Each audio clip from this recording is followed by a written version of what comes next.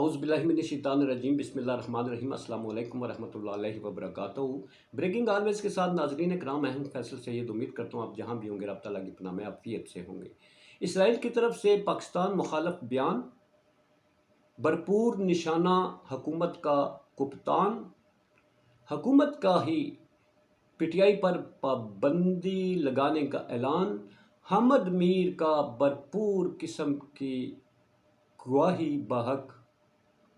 کپتان۔ اس پہ بات کرتے ہیں ناظرین کرام۔ اس وقت معلوم ہے آپ کو کہ اسرائیل کا جو وہاں کے مندوب کا بیان تھا وہ پاکستان مخالف ہے، اس کا منہ توڑ جواب دینا ہمارا فرض ہے، اس لیے کہ وہ یہودی جو خود اس وقت جو ہے وہ مظالم ڈائے جا رہے ہیں، انسانی حقوق کی خلاف ورزیاں کرتے ہیں، وہ ایک بیان دیتے ہیں کہ پاکستان میں انسانی حقوق کی خلاف ورزیاں ہو رہی ہیں، اظہار رائے پہ جو ہے پابندی ہے، میڈیا پر پابندیاں ہیں۔ تو اقوام متحدہ نے انہوں نے مطالبہ کیا کہ اس کا نوٹس لیا جائے، حالانکہ یہ اور ممالک نے بھی بات کی ہے، مگر ناظرین یہ بیان جو ہے نا، اس حکومت کے لیے پاکستان مخالف بیان جو انہوں نے دیا ہے اسرائیل نے، وہ ان کے ہاتھ میں سونے کی چڑیا لگ گئی ہے۔ اسی طرح جیسے 9 مئی کا جو مکروہ قسم کا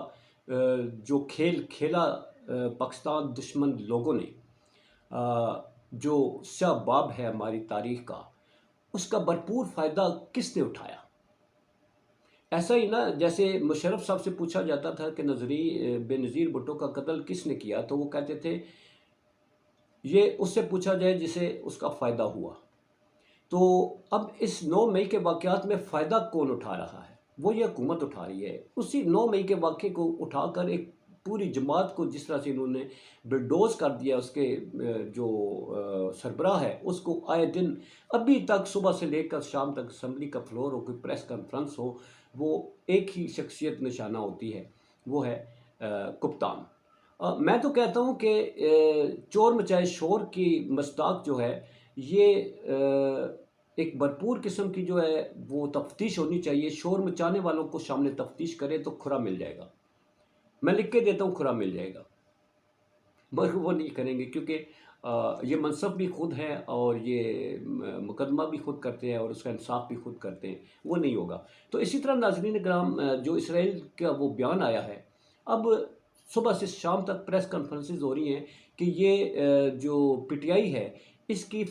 جو یہودی لابی فنڈنگ کرتی ہے، بجائے اس کے کہ ہم اپنی گربانوں میں جھانکیں کہ صرف اسرائیل نے نہیں باقی ممالک نے بھی ہم پر انگلی اٹھائی ہے، ہم ان کا جواب نہیں دیتے۔ بھارت اور امریکہ نے جو مل کر ہماری منجی ٹھوکی ہے اور جس کی وہ تیاری کر رہے ہیں، اس کا جواب دینے کی جرت نہیں ہے، مگر جو سیاسی میدان میں جس کا مقابلہ کرنے کی جرت نہیں ہے اس کو نشانہ بنایا ہوا ہے۔ تو اسرائیلی جو بیان ہے وہ ان کے، میں کہہ رہا تھا، سونے کی چڑیا بن کر ہاتھ لگی ہے، اور اس پر اب یہ بھرپور قسم کی ایک اور بیانیہ شروع کر دیا پی ٹی آئی کے خلاف۔ وہ صبح سے شام تک پریس کانفرنس ہے، ابھی شرجیل میمن کی میں کر رہا تھا، پریس کانفرنس سن رہا تھا، وہ بھی اسی کو لے کر 9 مئی کے واقعے کو لے کر، ساتھ ہی جناب اگلا اس کو جوڑ کے اسرائیل فنڈنگ۔ کل میں عطا تارڑ صاحب جو ہے ان سے تو ہم گلہ نہیں کرتے جی، ان کا مزاج تو میں تو انجوائے کرتا ہوں ان کی باتوں کو، جس طرح کہ وہ اچھل کے باتیں کر رہے ہوتے ہیں، وہ تو ایک بنتا ہے کہ وہ حکومت میں بیٹھے ہوئے اقتدار کو بچانا ہے۔ شری رحمان صاحبہ پڑھی لکھی، پوری دنیا گھومی ہوئی، سفیر بھی رہ چکی ہیں، بڑا کچھ انہوں نے، وہ ان کا ایک پورٹ فولیو ہے، وہ ان کا اتنی ہائی لیول کی خاتون جو ہیں، وہ اتنی سطحی، اتنی چھوٹی سوچ کی ہو سکتی ہے، میں سوچ بھی نہیں سکتا تھا۔ وہ بھی چونکہ سیاست کو بچانا ہے، سیاست میں یہ ساری چیزیں بالائے طاق رکھ کر بندہ اپنے اقتدار کے لیے سوچتا ہے، تو وہ کل پریس کانفرنس میں انہوں نے بھی جناب یہ پی ٹی آئی پر جو یہودی لابی فنڈنگ کر رہی ہے جناب، اور پی ٹی آئی کی وہ مین جو فنڈنگ ہے وہ یہودی لابی کرتی ہے، اور یہ 9 مئی کے واقعے کو انہوں نے بھی جوڑا۔ افسوس ہوتا ہے ان کی ذہنیت پر، کافی افسوس، ان کی ذہنی حالت پر افسوس ہوتا ہے کہ جو اس حد تک پست ہو چکی ہے کہ انہیں اپنے اقتدار جو ہے سب سے زیادہ عزیز ہے، اور اس اقتدار کو برقرار رکھنے کے لیے نشانہ ایک ہی شخص ہے، وہ ہے کپتان۔ اب حامد میر نے ان کی انہی بیانات کی نفی کرتے ہوئے میرا خیال ہے ان کو شرم سے ڈوب مرنا چاہیے۔ حامد میر پتہ ہے وہ حکومتی لیول اور اسٹیبلشمنٹ کے انتہائی قریبی اور بڑی صحافت میں بڑا نام ہے ان کا۔ کل میں ایک کلپ دیکھ رہا تھا، اس میں انہوں نے کہا کہ